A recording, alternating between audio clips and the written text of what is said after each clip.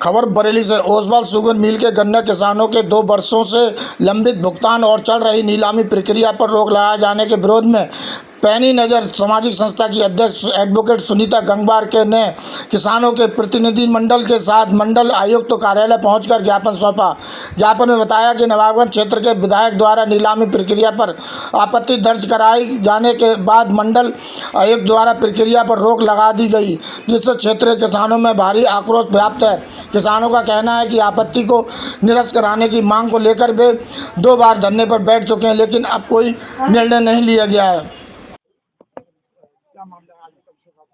ये नवाबगंज ओसवाल गन्ना मिल जो है, जिसने 2 साल से किसानों का भुगतान नहीं दिया है और समय लगभग 3 साल हो चुके हैं और तमाम 2 सालों से धरने प्रदर्शन वहाँ चल रहे हैं। उसके बावजूद भी जो है कोई ध्यान नहीं दे रहा है और किसानों का पेमेंट नहीं।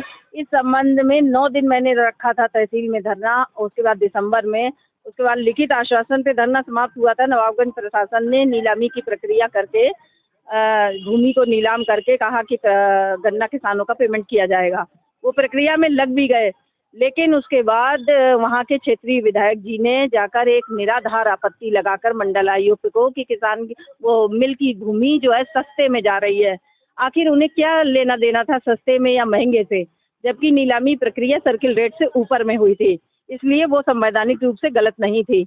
लेकिन उसके बाद भी उसमें आपत्ति दर्ज करके उन्होंने किसानों का पैसा रोक दिया। मंडल आयुक्त ने उस पर तत्काल संज्ञान लेते हुए रोक लगा दी प्रक्रिया पर, और ये रोक 22 जनवरी को नीलामी हुई थी और 25 जनवरी को ये रोक लगा दी गई। तब से अब तक को रोक लगी हुई है, कोई उस पर कार्यवाही नहीं हुई कि वो आखिर उसमें क्या वैलिड पॉइंट था। तो इस संबंध में मैं 2 बार धरना दे चुकी हूँ। ये 27 अप्रैल को भी दिया किसानों ने धरना, और उसके बाद 18 तारीख को कि मंडल आयुक्त आए नवाबगंज तहसील और किसानों से संवाद करें, उन्हें बताएं कि ये रोक क्यों लगाई गई है और किसानों का भुगतान कैसे होगा। लेकिन मंडल आयुक्त नहीं आए, उच्च अधिकारियों के कान तक बात नहीं पहुंचती ऐसा लगता है, जबकि मीडिया में बराबर चल रहा है। उसके बाद भी इसका मतलब है कि उच्च अधिकारी जो हैं पूरी तानाशाही पे उतारू हैं। और उसके बाद जो है 18 तारीख को वहाँ के नवाबगंज प्रशासन के निर्देशानुसार कि उन्होंने कहा एक बार आप लोग भी मिल लीजिए कमिश्नर साहब से, तो उसी संबंध में आज हमने अपना एक प्रार्थना पत्र दिया। लेकिन कमिश्नर साहब यहाँ अवेलेबल नहीं थे, जबकि उन्हें डेट पता थी कि 21 तारीख को किसान आएंगे और संस्था आएगी, लेकिन उसके बावजूद भी वो यहाँ नहीं थे। तो उपायुक्त यहाँ मौजूद थे, उनको हम लोगों ने अपना प्रार्थना पत्र दिया है। यदि इस पर मंडल आयुक्त कोई कदम नहीं उठाते, उस रोक को ख़त्म नहीं करते हैं, निराधार रोक है, निराधार आपत्ति है, तो उसके बाद आक्रोशित किसान कुछ भी करने पे आमादा हो सकते हैं और अनिश्चितकालीन धरने पर जाएंगे।